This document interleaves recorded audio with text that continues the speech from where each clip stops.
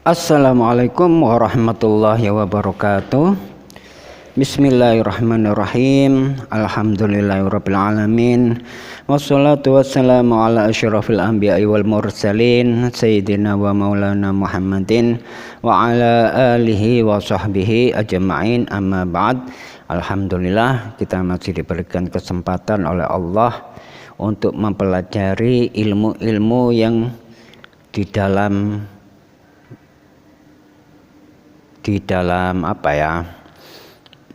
meningkatkan ketakwaan kita kepada Allah Subhanahu wa taala. Dan mudah-mudahan kenikmatan ini kita pergunakan dengan sebaik-baiknya sehingga Allah memberikan keridhoannya kepada kita. Terutama kita mengkaji tentang ilmu-ilmu tentang agama. Sekarang kita akan mempelajari tentang definisi dakwah. Dakwah merupakan salah satu kewajiban bagi umat Islam. Ada dua pendapat tentang hukum berdakwah, yaitu pertama fardu kifayah, yang kedua fardu ain. Fardu kifayah adalah sesuatu yang wajib dilakukan. Jika sudah ada yang mewakili, maka gugurlah kewajiban seorang yang lainnya. Yang kedua, fardu ain adalah kewajiban yang harus dikerjakan oleh masing-masing individu dan tidak boleh diwakilkan. Itu pengertian daripada dakwah. Kemudian pengertian dakwah itu berasal dari bahasa Arab, yaitu da'a yad'u da'watan, yang artinya menyeru atau mengajak. Secara istilah, dakwah berarti kegiatan mengajak seseorang kepada ajaran Islam untuk diamalkan dalam kehidupan nyata supaya mendapatkan kebahagiaan yang hakiki, yaitu kebahagiaan dunia dan akhirat. Adapun jenis-jenis dakwah apabila dilihat dari bentuk penyampaiannya itu ada 3 macam, yaitu dakwah dengan lisan, dakwah dengan tulisan, dan dakwah dengan perilaku. Dakwah dengan lisan seperti kultum, khutbah atau kajian. Dakwah dengan tulisan seperti menulis buku ataupun membuat artikel untuk ditempel pada majalah atau dinding atau diunggah ke internet. Kemudian dakwah dengan perbuatan berarti dakwah dengan memberi contoh kepada orang lain agar berperilaku baik dan benar sesuai ajaran Islam. Setiap dakwah hendaknya bertujuan untuk mewujudkan kebahagiaan dan kesejahteraan hidup di dunia dan akhirat, serta mendapatkan ridho dari Allah Subhanahu wa taala. Nabi Muhammad SAW memberikan contoh dakwah kepada umatnya dengan berbagai cara. Pertama melalui lisan, kedua melalui tulisan, ketiga melalui perbuatan. Rasulullah SAW memulai dakwahnya kepada istri, kepada keluarga, dan teman-teman karibnya, hingga sampai ke raja-raja yang berkuasa pada saat itu. Di antara raja-raja yang mendapat surat atau risalah dari Rasulullah SAW adalah Kaisar Heraklius dari Bizantium, kemudian Raja Mukaukis dari Mesir, kemudian Kisra dari Persia atau Iran, dan Raja Najasyi dari Habasyah atau sekarang Ethiopia. Kemudian dalil-dalil tentang dakwah ini sudah termaktub di dalam Al-Quran.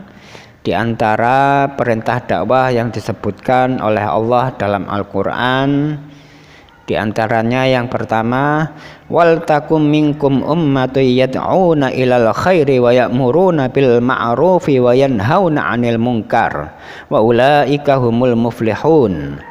Yang artinya, dan hendaklah ada di antara kamu segolongan umat yang menyeru kepada kebajikan, menyuruh kepada yang ma'ruf dan mencegah dari yang mungkar.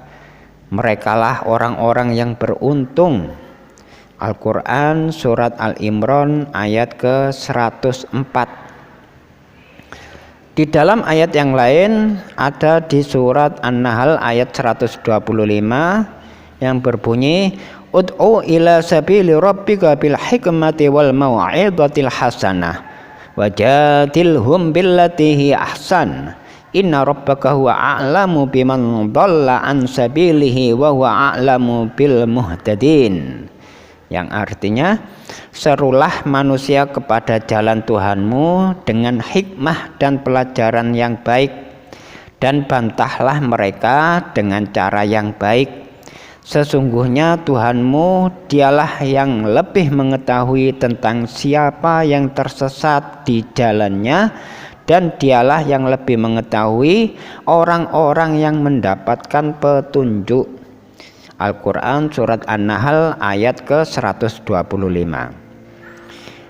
Kemudian di surat yang lain yaitu surat Al-Qasas ayat ke-87 Allah berfirman, wala yasuddunaka an ayatillahi ba'da id unzilat ilaik wad'u ila rabbika wala takunanna minal musyrikin. Yang artinya, dan janganlah sekali-sekali mereka dapat menghalangimu dari menyampaikan ayat-ayat Allah sesudah ayat-ayat itu diturunkan kepadamu, dan serulah mereka kepada jalan Tuhanmu. Dan janganlah sekali-sekali kamu termasuk orang-orang yang mempersekutukan Tuhan, mempersekutukan Allah. Ya, ini surat Al-Qasas ayat ke-87. Kemudian di surat yang lain, di surat Yusuf ayat ke-108, Allah berfirman, kul hadhihi sabili ad'u ilallah ala basiratin ana wa manittaba'ani wa subhanallahi wa ma ana minal musyrikin. Yang artinya, katakanlah, inilah jalan agamaku, aku dan orang-orang yang mengikuti mengajak kamu kepada Allah dengan hujjah yang nyata. Maha suci Allah, dan aku tiada termasuk orang-orang yang musyrik. Itu firman-firman Allah yang termaktub di dalam Al-Quran. Sekarang ada hadis Rasulullah SAW dari Abu Mas'ud Uqbah bin Amr Al-Ansari Al-Badri radhiyallahu anhu. Beliau berkata, Rasulullah SAW telah bersabda yang artinya, barang siapa yang menunjukkan kepada suatu kebaikan, maka dia akan mendapatkan pahala seperti pahala orang yang melakukannya. Hadis riwayat Muslim. Berdasarkan dalil-dalil yang di atas, dapat diambil kesimpulan bahwa umat Islam diwajibkan untuk melakukan dakwah. Sebagian ulama berpendapat bahwa hukum berdakwah adalah fardu kifayah, dan sebagian yang lain adalah fardu ain. Dakwah yang sangat penting dilakukan oleh umat Islam untuk mengajarkan agar umat muslim senantiasa menyeru kepada kebaikan. Rasulullah SAW merupakan suri tauladan bagi umat Islam, telah memberikan contoh dalam berdakwah. Dakwah yang dilakukan oleh Rasulullah SAW menjadi awal perkembangan Islam hingga sampai sekarang ini. Keberhasilan yang dirasakan seperti sekarang ini tidak lepas karena dakwah baik yang telah dilakukan oleh Rasulullah SAW. Sekarang kita mengacu kepada ketentuan-ketentuan dalam dakwah. Ketentuan-ketentuan dalam berdakwah, syarat dai yang pertama adalah Islam. Syarat dai yang kedua adalah baligh. Syarat dai yang ketiga adalah berakal sehat. Syarat yang keempat yaitu mendalami ajaran Islam. Kemudian ketentuan dalam berdakwah, salah satunya juga ada objek dan materi dakwah. Objek dalam dakwah disebut juga mad'u, ya, mad'u, yaitu sasaran yang dituju dalam dakwah atau orang yang didakwahi. Adapun yang menjadi dakwah dalam dakwah adalah seluruh umat muslim di dunia. Materi dakwah atau al-mad'u, al-maudhu', yaitu segala sesuatu yang disampaikan oleh subjek dalam dakwah kepada objek dakwah yang meliputi seluruh ajaran Islam yang bersumber dari Al-Quran maupun hadis.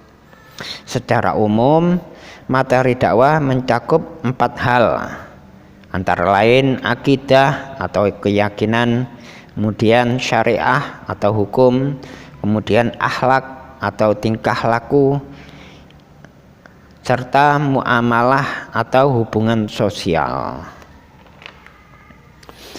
Kemudian sekarang kita mengacu kepada metode yang digunakan dalam dakwah. Allah Subhanahu wa Ta'ala telah menjelaskan tentang metode yang dapat digunakan dalam berdakwah di dalam Al-Quran surat An-Nahl ayat 125. Adapun metode-metode itu ada 3 macam. Yang pertama metode hikmah, kedua metode mau'idhah hasanah, ada metode mujadilah. Sekarang kita bahas satu persatu. Metode hikmah itu merupakan metode dalam dakwah. Menurut bahasa, hikmah berasal dari bahasa Arab yang artinya kebijaksanaan. Kebijaksanaan, pendapat yang bagus. Hikmah dapat juga diartikan dengan ungkapan yang singkat tetapi padat isinya. Berdakwah dengan metode hikmah berarti berdakwah dengan kebijaksanaan. Adapun menurut Al-Maraghi, hikmah berarti perkataan yang jelas disertai dalil atau argumen yang dapat memperjelas kebenarannya dan menghilangkan keraguannya. Kata hikmah disebut di dalam Al-Quran sebanyak 210 kali. Dari semua yang disebutkan, pengertian hikmah dikelompokkan menjadi 3. Pertama, hikmah berarti suatu penelitian yang cermat dan logis yang berdasarkan akal dan pikiran. Kedua, pemahaman terhadap rahasia-rahasia hukum dan maksud-maksudnya. Ketiga, hikmah berarti nubuwah atau kenabian.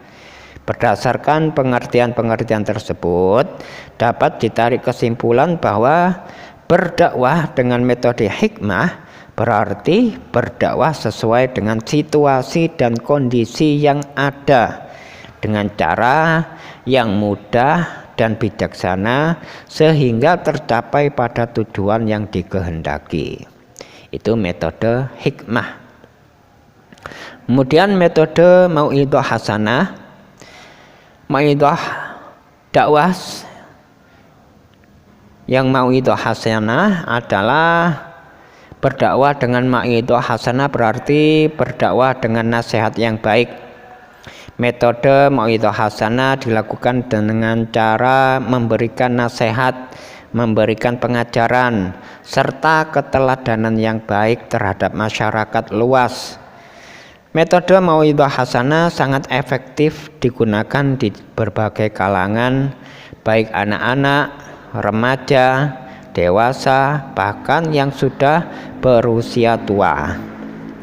Mau'idhah hasanah ini dijelaskan di dalam Al-Quran, dilakukan dengan kalimat-kalimat yang menyentuh hati, menyentuh hati untuk mengajak manusia pada tujuan yang dikehendaki, yaitu pencapaian ridho Allah Subhanahu wa ta'ala. Adapun menurut Quraisy Shihab, metode mau'idhah hasanah tidak hanya sekedar menyampaikan nasihat-nasihat yang baik semata, tetapi juga memberikan keteladanan yang baik secara real kepada masyarakat. Rasulullah SAW telah memberikan contoh kepada kita bahwa beliau mengajarkan ajaran Islam kepada umatnya dengan ucapan-ucapan yang menyejukkan, sekaligus melihat pengaplikasikan ajaran tersebut itu pada diri Rasulullah itu sendiri, sehingga akhirnya terdorong untuk meyakini ajaran tersebut dan mencontoh pelaksanaannya. Jadi tidak hanya dengan istilahnya pengajarannya saja, tapi diaplikasikan oleh orang yang berbicara, seperti dicontohkan oleh Rasulullah itu sendiri. Mau'idhah hasanah merupakan cara yang baik dan dapat menarik hati masyarakat untuk apa? Untuk mengikuti ajaran Islam yang sesuai dengan perintah Allah Subhanahu wa ta'ala. Dan Rasulnya hal ini disebabkan karena dalam mau'idhah hasanah terkandung nasihat-nasihat dan ucapan serta keteladanan yang baik. Tidak ada paksaan, tidak ada jeraan, tidak ada menyulitkan masyarakat dalam mengikuti ajaran Islam. Pada intinya, metode mau'idhah hasanah adalah metode yang mengesahkan objek dakwah, bahwa peranan juru dakwah adalah sebagai teman dekat yang menyayanginya dan mencari segala hal yang bermanfaat baginya dan membahagiakannya. Sebelum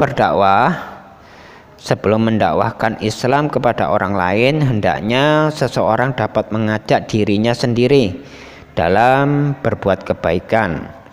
Selain itu, dakwah hendaknya dilakukan kepada diri sendiri dan keluarga serta kerabat dekatnya terlebih dahulu.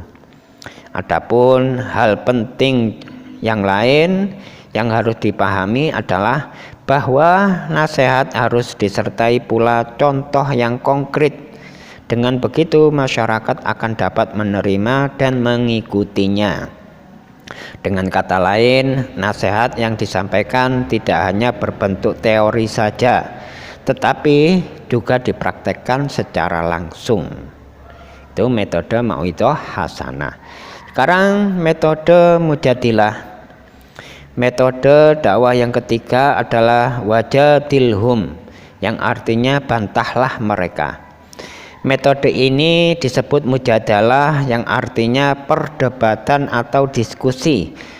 Metode mujadalah berarti berdakwah dengan cara saling tukar informasi dan pikiran. Metode mujadalah banyak digunakan oleh orang-orang yang memiliki kemampuan berpikir logis dan kritis. Perintah dakwah dengan cara mujadalah juga terdapat di dalam surah Toha ayat ke-44. Sebagai berikut, Allah berfirman, faqula lahu qawlan layyinan la'allahu yatadzakkaru aw yakhsha, yang artinya, maka berbicaralah kamu berdua kepadanya dengan kata-kata yang lemah lembut, mudah-mudahan ia ingat atau takut. Sayyid Qutb menjelaskan bahwa metode mujadalah adalah dakwah yang tidak mengandung unsur pertikaian atau kelicikan atau kejelekan, sehingga mendatangkan ketenangan dan kelegaan bagi seluruh juru dakwah. Dengan kata lain, metode mujadalah dilakukan bukan untuk mencari kemenangan, tetapi penyampaian pada kebenaran. Seringkali dalam diri manusia melakukan perdebatan, perdebatan untuk mencari pembenaran dan mempertahankan harga diri mereka, sehingga membuat tujuan mujadalah menjadi tidak tepat pada sasaran. Perdebatan yang baik adalah perdebatan yang dapat meredam keangkuhan ini, dan pihak yang berdebat merasa bahwa harga diri dan kehormatan mereka tidak tersinggung. Sesungguhnya juru dakwah tidaklah bermaksud lain kecuali mengungkapkan inti kebenaran dan menunjukkan jalan ke arah, yakni jalan kepada Allah Subhanahu wa Ta'ala, bukan di jalan kemenangan suatu pendapat, bukan kemenangan suatu pendapat dan kekalahan pendapat yang lain, bukan itu maksudnya. Tapi yang dimaksud adalah jalan kepada Allah yang benar. Objek dari diskusi menfokuskan 3 hal sebagai berikut. Pertama, melakukan bantahan terhadap mereka yang senantiasa menyembunyikan kebenaran. Yang kedua, memiliki keahlian dalam ilmu dan kitab. Yang ketiga, kepentingan pribadi di dunia. Dari ketiga objek dakwah dengan cara diskusi ini lebih besar ditekankan pada objek memiliki ilmu. Cara ini membutuhkan pemikiran yang tinggi dan wawasan keilmuan yang luas.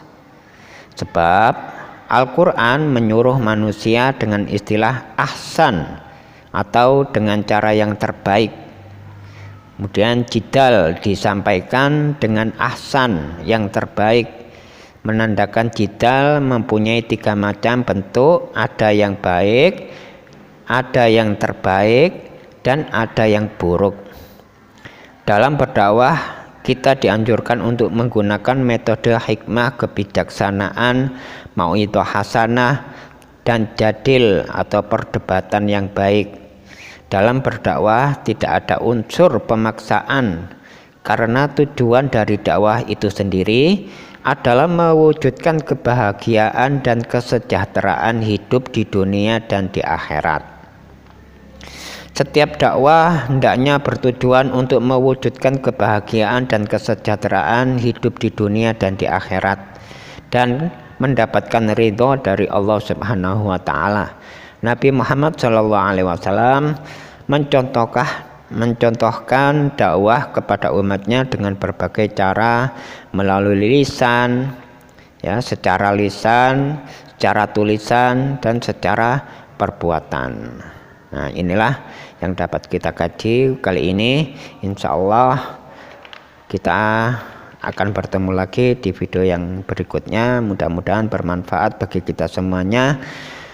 Wabillahi taufiq wal hidayah wal inayah. Wassalamualaikum warahmatullahi wabarakatuh.